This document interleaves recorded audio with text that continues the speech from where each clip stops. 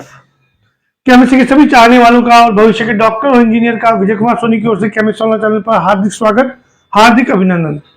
इससे पहले वाले वीडियो की बात करें तो हम बात कर चुके हैं पर्टिकुलर CFT मीन्स क्रिस्टल क्षेत्र विपाटन सिद्धांत अष्टफलकीय संकुल यौगिकों के लिए और उसे प्रभावित करने वाले कारकों की बात कर चुके हैं।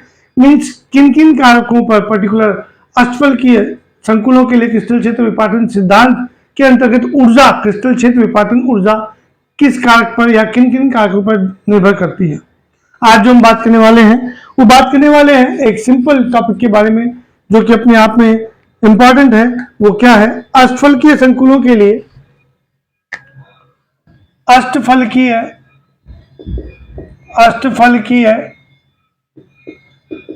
संकुलों के लिए विभिन्न द्विविन्यास। बड़ा ही इंपॉर्टेंट टॉपिक है कि आपको यह पता लग जाए कि अगर संकुल में दुर्बल लिगैंड जुड़ा हुआ है तो क्या होगा, प्रबल लिगैंड जुड़ा हुआ है तो क्या होगा, क्या इलेक्ट्रॉनिक कॉन्फ़िगरेशन होगा, T2Z और AG कक्षक का क्या विन्यास होगा, वो बात जाननी है। इसके लिए हम पर्टिकुलर दो डायग्राम्स की बात करेंगे कुछ इस प्रकार से। ये आता आपके पास में एक डायग्राम,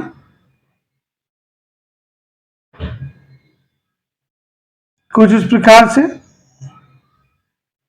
T2G कक्षक, ये कुछ इस प्रकार से EG कक्षक,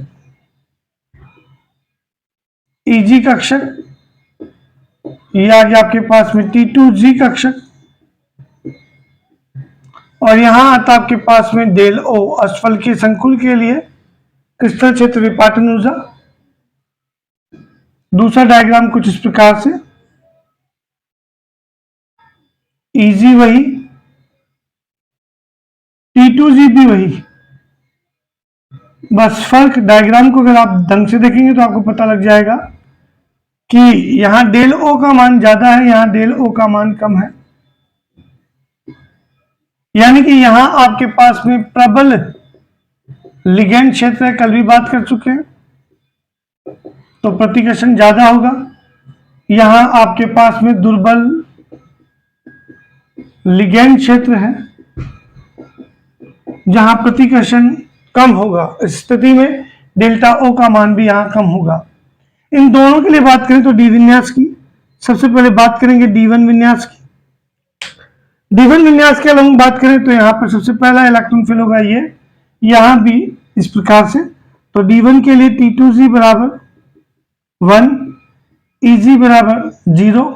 यहाँ D1 की बात करें तो D1 T2G बराबर वही सेम 1, 1 आ गया, EG बराबर 0। यहाँ कोई इलेक्ट्रॉन फिल नहीं हुआ।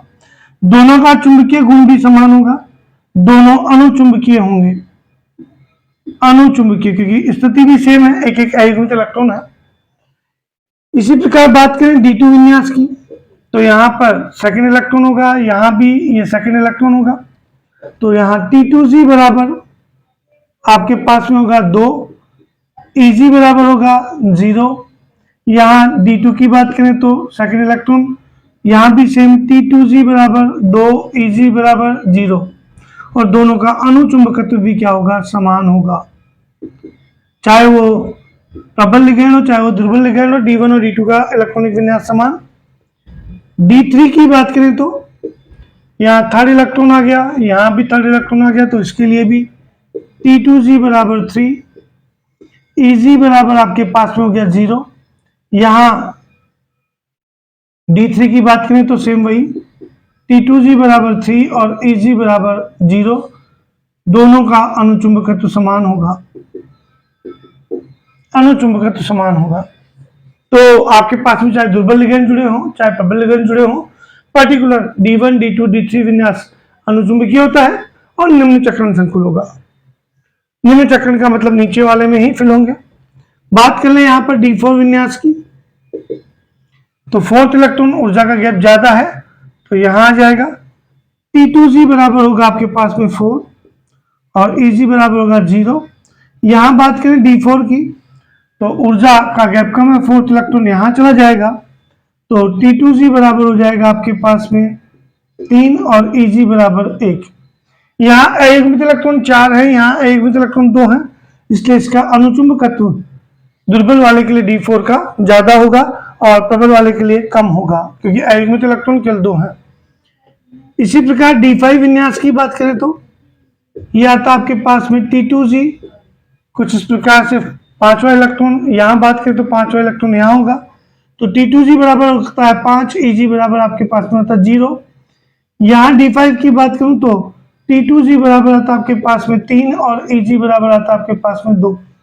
अयुग्मित इलेक्ट्रॉन यहाँ 5 है, यहाँ अयुग्मित इलेक्ट्रॉन 1 है, तो इसका अनुचुंबकत्व 5 वाले का ज्यादा होगा, क्योंकि हम पढ़ चुके रूट n+2 से चुंबकीय आघूर्ण का मान यहाँ इसके लिए ज्यादा होगा। D6 इलेक्ट्रॉनिक विन्यास की बात करें प्रबल के लिए, D6 की बात करें दुर्बल के लिए, तो यहाँ पर्टिकुलर D6 के लिए 6 इलेक्ट्रॉन यहाँ फिल होगा, जबकि यहाँ पर 6 इलेक्ट्रॉन यहाँ फिल होगा। तो इस स्थिति में T2G बराबर आपके पास में 6 आता है, Eg बराबर आपके पास में 2 आता है। यहाँ बात करूं तो T2G बराबर आपके पास में 4 आता है और Eg बराबर आपके पास में 2 आता है। अयुग्मित इलेक्ट्रॉन की बात करें तो यहाँ पर सारे इलेक्ट्रॉन युग्मित हैं, तो प्रतिचुंबकीय प्रवृत्ति यहाँ पर 4 अयुग्मित इलेक्ट्रॉन है, तो अनुचुंबकीय प्रवृत्ति होगी, अर्थात मैं कह सकता हूं कि पर्टिकुलर इसका अनुचुंबकत्व इससे ज्यादा होगा। यहाँ ये अपने आप में प्रतिचुंबकीय होगा, प्रतिचुंबकीय, और ये होगा आपके पास में अनुचुंबकीय। D6 के बाद में D7 विन्यास की बात करूं तो यहाँ पे 7वां इलेक्ट्रॉन यहाँ फिल होगा Eg में, यहाँ 7वां इलेक्ट्रॉन T2G में फिल होगा। तो D7 के लिए आपके पास में स्थिति आती है T2G बराबर प्रबल के लिए 6 और Eg के लिए 1। अयुग्मित इलेक्ट्रॉन केवल 1 है, ये वाला Eg वाला। जबकि बात करें यहाँ पर D7 की तो T2G बराबर आपके पास में पर्टिकुलर 5 आते हैं और Eg बराबर आपके पास में आते हैं 2। यहाँ अयुग्मित इलेक्ट्रॉन आपके पास में 1, 2, 3 है, जबकि यहाँ पर अयुग्मित इलेक्ट्रॉन 1 है, तो अयुग्मित इलेक्ट्रॉन ज्यादा होने के कारण से इसका अनुचुंबकत्व दुर्बल वाले का प्रबल वाले से ज्यादा होगा।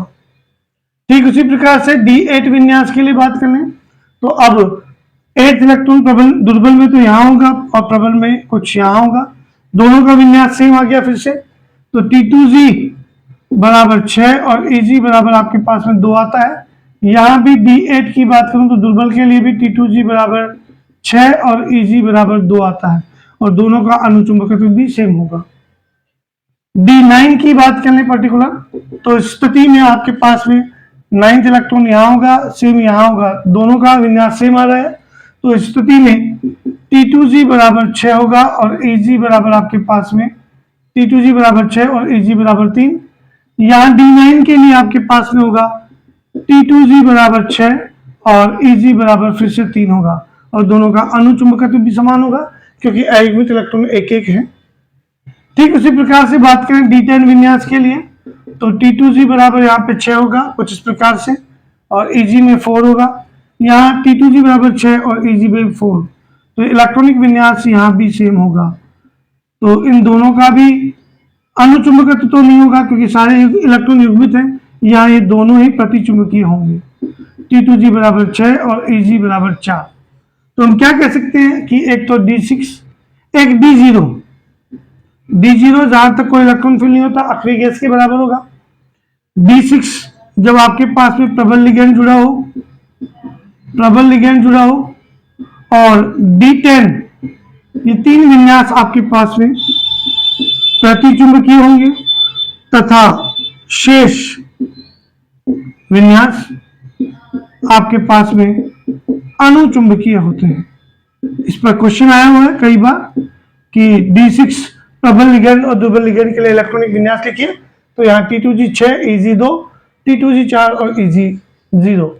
कुछ इस प्रकार से कुछ गड़बड़ है यहाँ। T2G 6 D6 के लिए तो 6 आ गया, T2G यहाँ पर 1 2 3 4 5 6 ये 4 और ये 2, तो ये आ गया आपके पास में 4 और ये 2 6, कुछ इस प्रकार से होगा। तो ये था आपके पास में पर्टिकुलर अश्वल के संकुलों के लिए विभिन्न डी विन्यास, जो कि आपको याद रखने हैं। इंपॉर्टेंट क्वेश्चन एक जरूर बनता है 12th में और कंपटीशन एग्जाम में भी।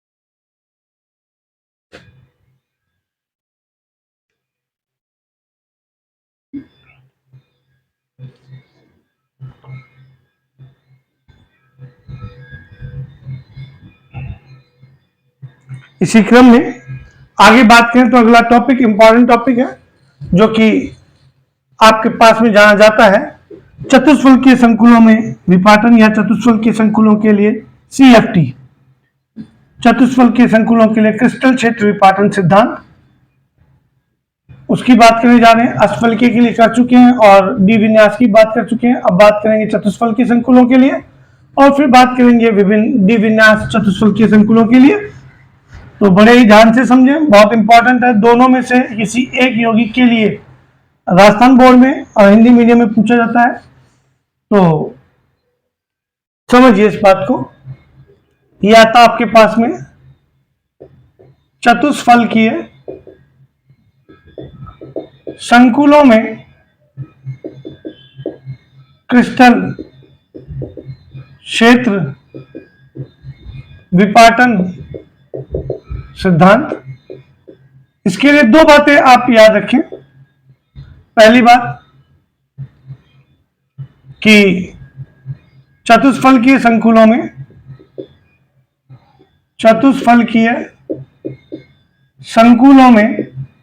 CFT,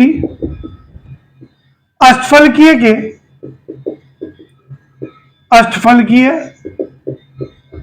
संकुलों के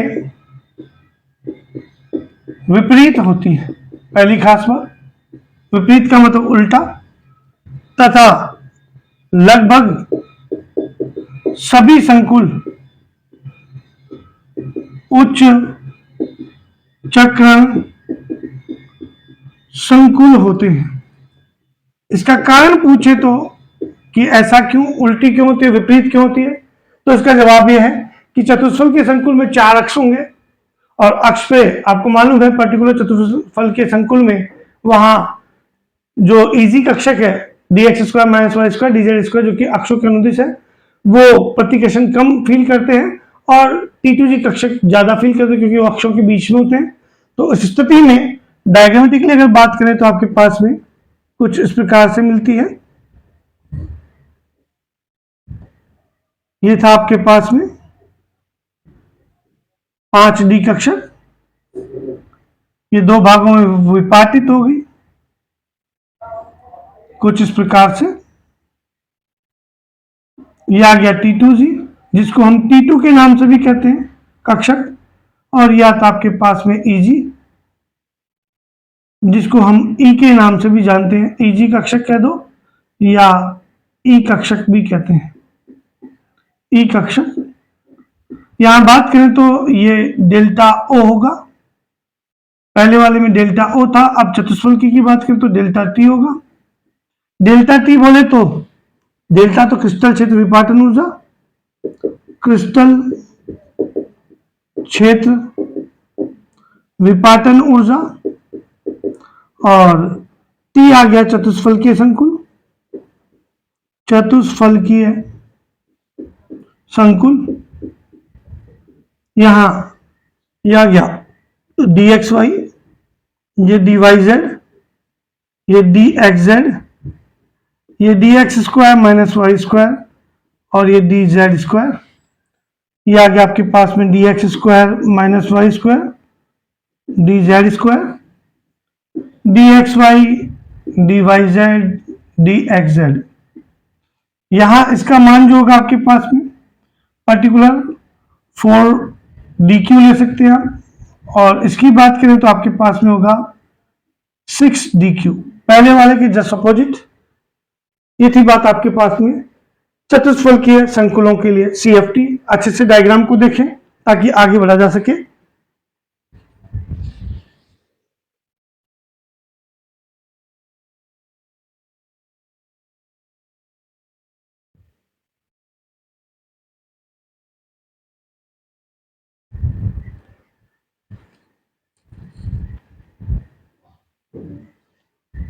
इसी क्रम में बात करें तो इसे आप पर्टिकुलर प्लस 0.4 डेल टी भी कह सकते हैं इसको, और इसको माइनस 0.6 डेल टी भी कह सकते हैं। यहां ध्यान रहे कि पर्टिकुलर मान निकालें तो डेल्टा टी का, तो यहां पे क्रिस्टल क्षेत्र विपाटन सिद्धांत के अकॉर्डिंग 4/9 डेल्टा O होता है। अगर आपसे पूछा जाए चतुष्फलकीय संकुलों की क्रिस्टल क्षेत्र विपाटन ऊर्जा और अश्वल्कीय संकुलों की क्रिस्टल क्षेत्र विपाटन ऊर्जा में क्या संबंध होता है, तो वो है डेल्टा T बराबर 4/9 4/9 डेल्टा O। ये थी बात आपके पास में पर्टिकुलर चतुष्फलकीय संकुलों में CFT। इसी क्रम में आगे बात की जाए तो वो आता आपके पास में चतुष्फलकीय संकुलों के लिए विभिन्न द्विविन्यास, जो कि अभी कुछ देर पहले अश्वल्कीय संकुलों के लिए बात की थी। यहां डायग्राम कुछ इस प्रकार से होगा, वही एक ज्यादा ऊर्जा के लिए कुछ इस प्रकार से इजी कक्षक, ये आता आपके पास में T2G कक्षक, T2G कक्षक, ये आता आपके पास में डेल्टा T, ये आपके पास में होगा प्रबल लिगैंड क्षेत्र के लिए, प्रबल लिगैंड क्षेत्र के लिए। इसी के अनुसार दूसरे डायग्राम की बात करें जिसमें ऊर्जा का गैप कम होगा, वो दुर्बल लिगैंड के लिए होगा। कुछ इस प्रकार से डायग्रामेटिकली आप देख सकते हैं। ये आ गया आपके पास में T2G कक्षक और ये आ गया आपके पास में EG कक्षक। EG कक्षक ऊर्जा के अंतर को हम डिनोट करेंगे डेल्टा T से, कुछ इस प्रकार से। ये होगा आपके पास में दुर्बल लिगैंड क्षेत्र के लिए, दुर्बल लिगैंड क्षेत्र के लिए। यहां से पर्टिकुलर बात करें D1 विन्यास की दोनों के लिए, तो इस स्थिति में पहला इलेक्ट्रॉन यहां फिल होगा, यहां भी सेम होगा, तो दोनों का विन्यास सेम है। Eg बराबर 1, T2G आपके पास में 0, यहां भी Eg बराबर 1 और T2G बराबर आपके पास में वही 0। दोनों का अनुचुंबकत्व भी समान होगा, अनुचुंबकत्व, क्योंकि दोनों में एक एक अयुग्मित इलेक्ट्रॉन है। इसी क्रम में मैं बात करूं तो D2 विन्यास की, सेकेंड इलेक्ट्रॉन यहां सेम यहां, तो Eg बराबर 2, T2G बराबर 0, दोनों का अनुचुंबकत्व समान होगा। D2 Eg बराबर 2 कर दिया और T2G बराबर 0 कर दिया, और ये अनुचुंबकत्व भी दोनों का समान। यहां बात करें D3 विन्यास की, तो थर्ड इलेक्ट्रॉन यहीं पे फिल होगा क्योंकि ऊर्जा का गैप ज्यादा है, तो यहाँ Eg बराबर 3 होगा, T2G बराबर जस्ट आप कह सकते हैं 0 होगा। यहां पर थर्ड इलेक्ट्रॉन उच्च चक्रण संकुल में चला जाएगा, तो इस स्थिति में D3 विन्यास की बात करें तो Eg आपके पास में 2 होगा और T2G आपके पास में 1 होगा।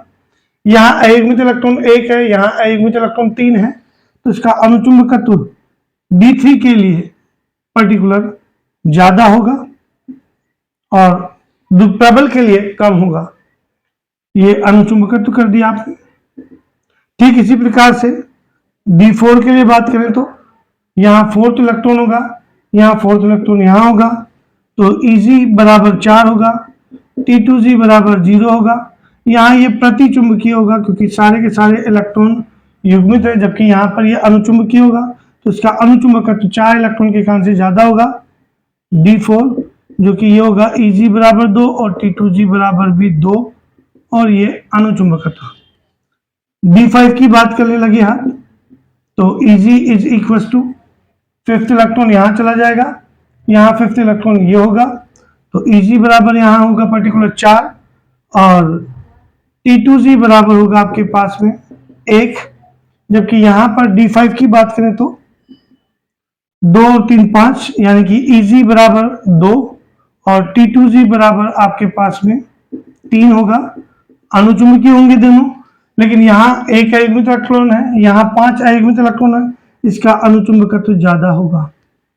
इसी प्रकार से D6 इलेक्ट्रॉनिक विन्यास की बात करें तो Eg बराबर आपके पास में होगा 4, T2G बराबर 2, Eg बराबर 4, T2G बराबर 2, यहाँ D6 की बात करूं तो सेम ये स्थिति आती है। सबसे पहले होंड की बहुलकता के नियम से नीचे वाला में जाएगा, तो उस स्थिति में D6 विन्यास के लिए आपके पास में स्थिति कुछ इस प्रकार से होगी।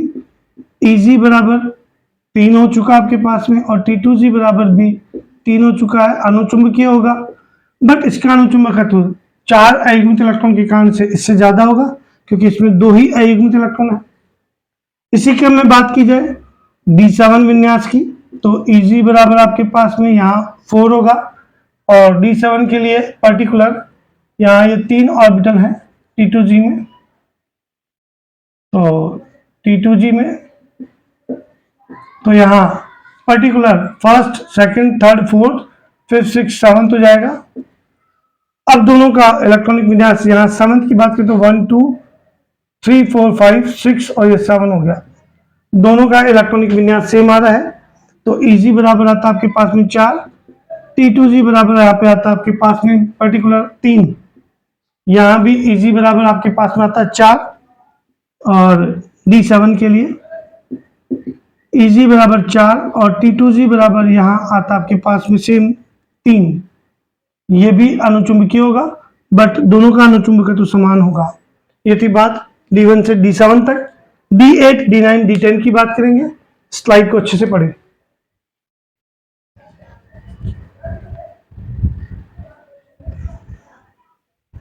क्योंकि इस टॉपिक को हल्के में ना लें, बहुत अच्छे से पेपर पर नोट करें, अच्छे से समझें, वीडियो को 2 से 3 बार देखें ज्यादा से ज्यादा, ताकि आपकी इस पर कमांड बन सके CFT पर, चाहे वो अष्टफलकीय के पक्ष में हो और चाहे वो चतुष्फलकीय के पक्ष में हो।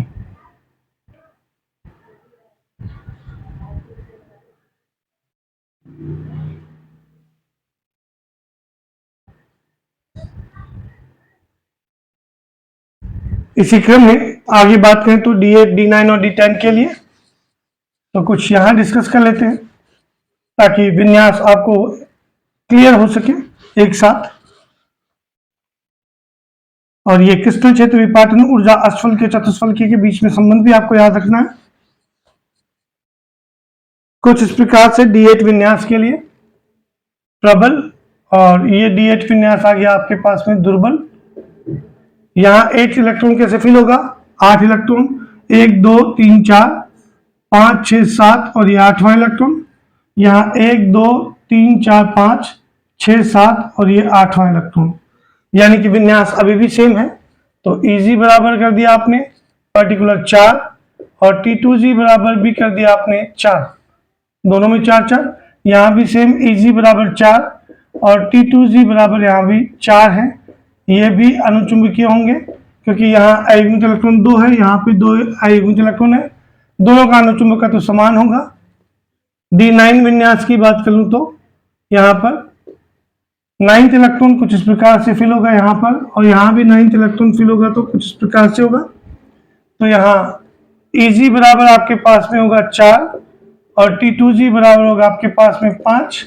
सेम यहाँ पर पर्टिकुलर D9 विन्यास की बात करूं तो EG बराबर होगा वही 4 और T2G बराबर होगा आपके पास में 5। दोनों का अनुचुंबकत्व तो समान होगा, क्योंकि एक एक अयुग्मित इलेक्ट्रॉन है। यहाँ बात करें तो पर्टिकुलर D10 की, तो D10 में EG बराबर यहाँ सेम वही 4 और EG बराबर T2G बराबर आपके पास में 6 इलेक्ट्रॉन होंगे, तो T2G बराबर 6। यहाँ भी D10 के लिए बात करें तो EG बराबर आपके पास में 4 आता है और T2G बराबर आपके पास में आता है 6। दोनों का अनुचुंबकत्व नहीं होगा, दोनों का ही प्रतिचुंबकीय होंगे। ये कर दिया आपने प्रतिचुंबकीय। तो यहाँ ध्यान देने वाली बात क्या है, इंपॉर्टेंट बात यह है कि एक तो D0, दूसरा D4 कब, जब यहाँ पर प्रबल लिगेंड जुड़ा हो, जैसा कि हमने अष्टफलकीय के लिए D6 की बात की थी। और यहाँ बात करें तो D10, ये 3 विन्यास जो होंगे D10, ये 3 विन्यास आपके पास में प्रतिचुंबकीय होंगे, प्रतिचुंबकीय विन्यास, और शेष अन्य जितने भी हैं वो आपके पास में शेष अन्य विन्यास आपके पास अनुचुंबकीय होंगे।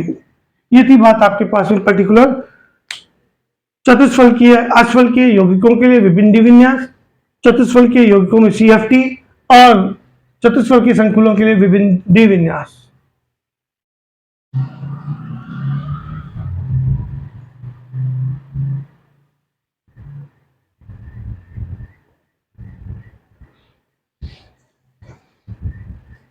So, dear students, means doctors and engineers of the near future, भविष्य के डॉक्टर, इंजीनियर्स और केमिस्ट्री के सभी चाहने वालों, ये थे आपके पास में इंपॉर्टेंट टॉपिक जिसको हम क्रिस्टल क्षेत्र विपाटन सिद्धांत कहते हैं। फिर मुलाकात होगी एक नए वीडियो के साथ, एक नए टॉपिक के साथ में, ताकि इस चैप्टर को और आगे बढ़ा सके। और ऑलमोस्ट अब चैप्टर कंप्लीट होने वाला है, क्योंकि इसके बाद में हम बात करेंगे उपसहसजी यौगिकों में रंग, उनका स्थायित्व और धातु कार्बोनिल, ये 3 टॉपिक और एक उपसहसजी यौगिकों का क्या महत्व है, इन सब को लेकर के हम आगे बढ़ेंगे और चैप्टर को कंप्लीट करेंगे। नेक्स्ट वीडियो तक के लिए शुक्रिया, धन्यवाद।